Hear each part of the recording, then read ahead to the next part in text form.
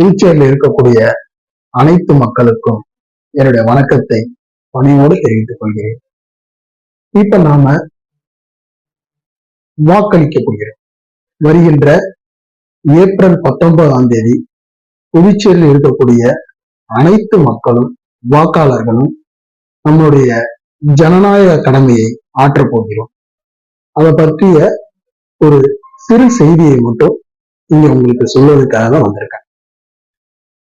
வருகின்ற ஏப்ரல் 19 நாம் யாருக்கு வாக்களிக்க வேண்டும், எதனால் வாக்களிக்க வேண்டும், 100% நம்முடைய வாக்கை அளிப்பதால் ஜனநாயக கடமை எவ்வாறு நிறைவேற்றப்படுகிறது, இது போன்ற விஷயங்களை பத்தி இப்ப நான் உங்ககிட்ட பேச போறேன்.